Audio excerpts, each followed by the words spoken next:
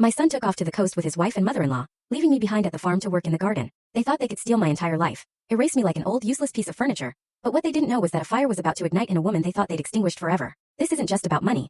It's about a 73-year-old woman rediscovering her roar. Picture this. 73 years. 73 years I poured every ounce of my being into this family, into this farm. And how did they repay me? With a dismissive wave and a fake smile from my own son, David. Mom, you stay at the farm, he said that morning, the same forced smile his wife Amber always wore plastered on his face. Someone has to look after the garden. Amber stood right there in her brand new red dress, looking at me like I was just another hired hand, while her mother, Catherine, barely glanced up from her expensive sunglasses, acting like I was invisible. It's only for a week, Mrs. Margaret, you understand? Catherine mumbled, not even making eye contact. Only for a week. As if planting and watering, nurturing this land was some kind of game. As if all these years my entire life meant absolutely nothing. I watched them, these three, pile into the car. Their suitcases bursting with clothes I had personally washed and ironed, towels I had meticulously folded, shoes I had cleaned with my own hands. They were off to the coast to spend the money this very land produced, the money I had tirelessly worked for. And me? I was left here under this scorching sun, my hands deep in the soil they believed belonged to them. But then as the dust from their car settled on the long winding road, as a deafening silence filled this suddenly empty house, the kitchen phone shattered the quiet. It rang, cutting through the air like a knife. It was the bank. Mrs. Margaret, we need to confirm some urgent transactions,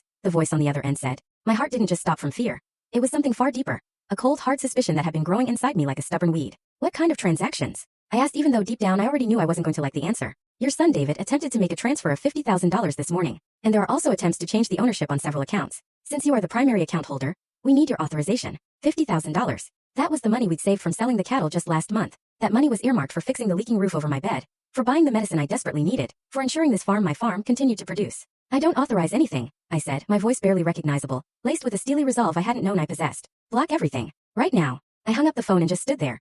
In that very kitchen where I prepared thousands of meals for a family that now saw me as nothing more than a nuisance. The yellow walls, which I painted myself 10 years ago, now seemed like silent witnesses to all the years I had endured in quiet suffering. That night, as I watered the tomatoes and lettuce they would eventually eat upon their return, my phone vibrated. It was David. Mom, what happened with the cards? We can't withdraw a single cent. Can't pay for anything. His voice was desperate, almost hysterical. I could hear Amber screaming in the background and Catherine, cursing in that elegant, low tone she always used when she thought no one was listening. Mom, are you there? Answer me. I took a deep breath. The air smelled of damp earth and the sweet jasmine flowers I had planted 20 years ago, back when I still foolishly believed this family valued me. I'm here, David. Full story on the channel. Link below. Click now and watch what happened next.